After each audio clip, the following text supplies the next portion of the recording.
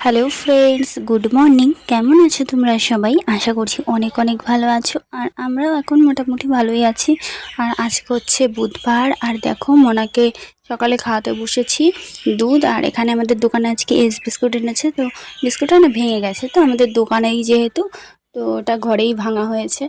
আর এখন চলে আসলাম রুটি বানাতে। আর মা করেছে ঘুগনি, তো ঘুগনি এই সাইডে করা হয়ে গেছে, কড়াইয়ে আছে। আর আমি রুটিটা বানিয়ে নিচ্ছি, এই আর কি। খাওয়া হবে তো সবার জন্য রুটি বানাচ্ছি। আমি মাকে বলেছিলাম লুচি করতে, কিন্তু কেউ খেতে চাচ্ছে না লুচি, বলছে এই গরমে এসব খেতে হবে না। রুটিটাও না খাওয়া হচ্ছিল না, অনেকদিন পরে করা হচ্ছে। তো আমার যখন ঘুগনি টুগনি হয় না, আমি আবার মনে হয় যেন একটু লুচি খাই। কিন্তু তারপরে আমি নিজের জন্য বানিয়ে নিলাম আলাদা করে পরোটা। তো দুটো পরোটা, আর বোনের জন্য দুটো পরোটা, মানে মোট 4টে বানিয়েছি। আর সঙ্গে একটু পেঁয়াজ কুচিয়ে নিয়েছি। তো পরোটা আর ঘুগনি আর পেঁয়াজ কুচির সঙ্গে কিন্তু দারুণ লাগে। আর এই দেখো, আমাদের দুপুরের রান্না আজকে মা করেছে ভাত আর পটল ভাজা, কাঁচকলা ভাজা, আর হচ্ছে উচ্ছে ভাজা। আর সেদ্ধ ডালটা আছে মোনার জন্য আর বোনের জন্য, কারণ ওরা যে ডাল রান্না হয়েছে ওরা খাবে না।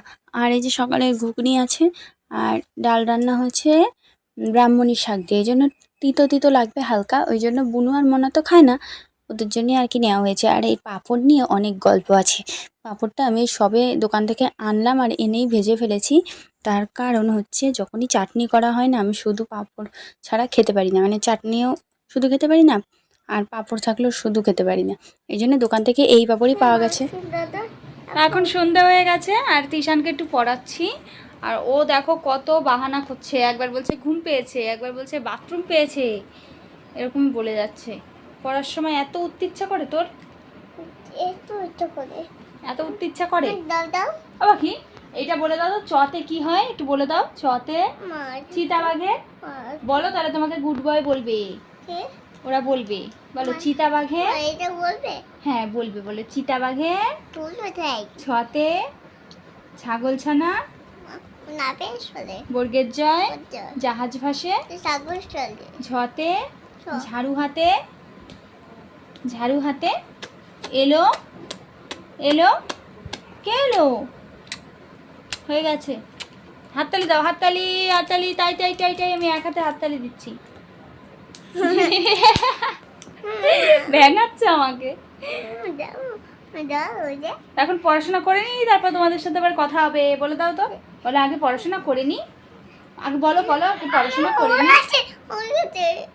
ঠিক আছে, আমরা পরে কথা বলবো আবার। আমাদের এখানে আজকে হাটবার।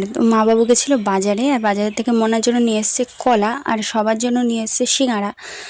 আর অনেক সবজি বাজারও করে নিয়ে এসছে। এই দেখো, ভেন্ডি, পটল, লঙ্কা, টমেটো, আলু, এছাড়াও অনেক আছে আরও।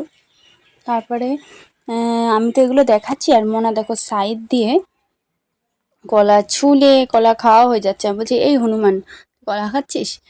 অমনি শুনে, হঠাৎ করে শুনেছে, শুনেই হাঁটা দিচ্ছে।